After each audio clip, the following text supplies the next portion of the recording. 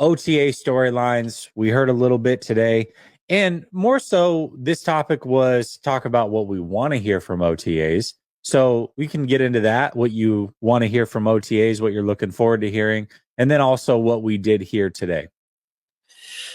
Yeah, I mean, I think what I'm most interested in, obviously there's a lot of storylines, but what I'm most interested in is seeing how that secondary looks with the new additions, right? Obviously, how Huff is going to be looking. He's not necessarily practicing yet. He's on the sideline, working out. But Jair Brown with his, having a full year. I guess this is going to be his first full year as a starter.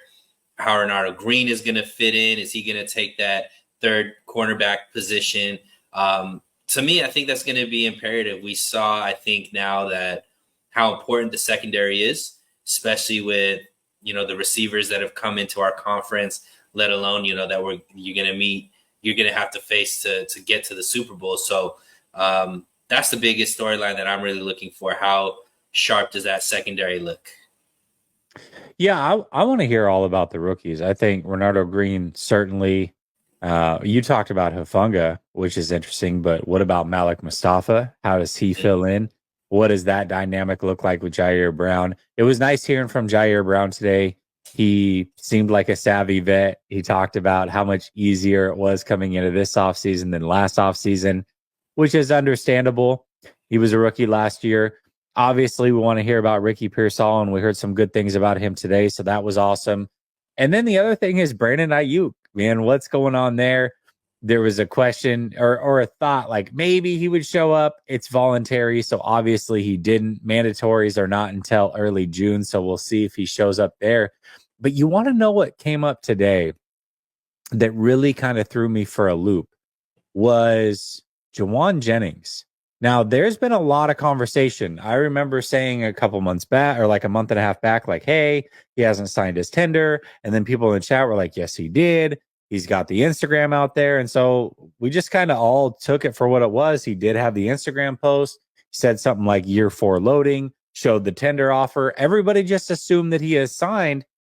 Well, it comes out today that he hasn't signed that tender. Right. And that was a little bit of a surprise for me. So now that's a new storyline that I'm looking for. Is he going to sign his tender? Is he looking for a long-term deal? What does that look like? So that's an added storyline. And then I'll give you one more storyline that I didn't realize either, but Jake Brendel was not out there.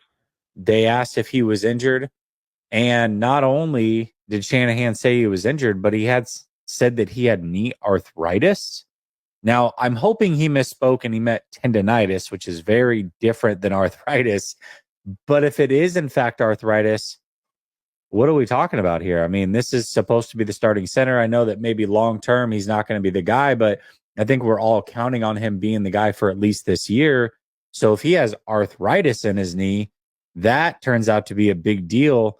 That means he's likely going to be in and out of the lineup for a big chunk of the year. So we'll see, man. I think there's a lot of little things that kind of came out today that we weren't necessarily privy to or aware of.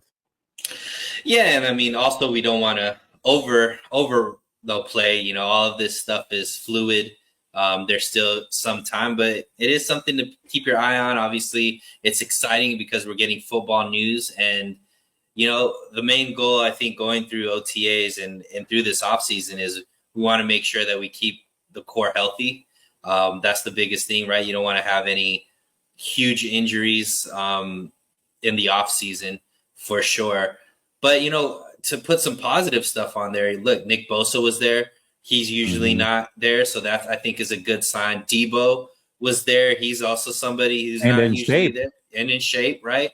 Obviously, Purdy was there. So I think that it's easy to kind of point to maybe some of the negative storylines that might be out there, but it does seem like the team is motivated. Some of the big leaders are there. I think Debo and Bosa being there, I think, is a big deal.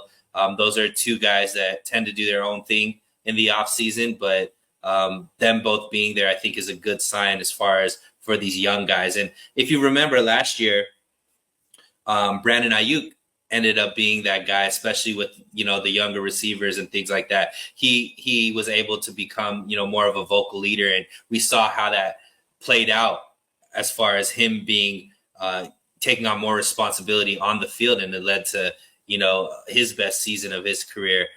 I think this could be a good sign for both Bosa and Debo, who I think probably underperformed based off of what their expectations were, especially both of them coming off a big, contract extension and whatnot.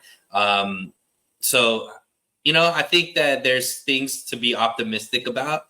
There's some things that are, raising some eyebrows as well, but it's only day 2. So, no. Yeah, no, I mean, I didn't look at it as like a negative or a positive, just some surprising things. Like Ayuk not being there isn't surprising, right? Or even just some of the other veterans not being there. That's really not actually a surprise to me. I mean, this is voluntary. And there's a lot, you can go team by team. There's a lot of good players that aren't showing up to these things, which is fine. It was just more, wow, I didn't realize that Jennings hadn't signed that tender because there was some confusion there. And then I had no idea about Brendel's knee, so that's just something to pay attention to. But I would say the positive of a Jennings and an Ayuk not being there is the 2 rookie receivers being able to get some snaps and extra play. That helps their development as well. So you get not only Cowan wasn't there. Oh, that's true. Yeah, that's a good call. Yeah. All right. So Pearsall was there and Cowan isn't. Yeah. So there you go. Hey, but maybe that's a good sign for the Owens son. Maybe he gets a chance to really show out. Yeah. So you know how you look at I don't know. I've been doing a lot of fantasy drafts and stuff like that, and so later on in the drafts, obviously he's an undrafted rookie, but you see T.O. in San Francisco, and it's pretty cool to see that because obviously it reminiscent of Pops Terrell Owens on the team, but I mean, I think that the more reps that some of these younger guys get, not only at the receiver, but Christian McCaffrey not being there means Garindo will get some more looks, and we get to see what that's about, and Renardo Green getting some looks, the same Mustafa getting some looks because Huff isn't fully there. Get to see what these younger linebackers or the linebackers that we brought in, what they could do now because Greenlaw isn't around. So I think it's going to be interesting just to get a glimpse of what the potential is. Does seem like most of the defensive line are there other than like a few guys. So good to see Bosa and Floyd there at the same time. Hopefully, they could push each other to get the best out of each other this season.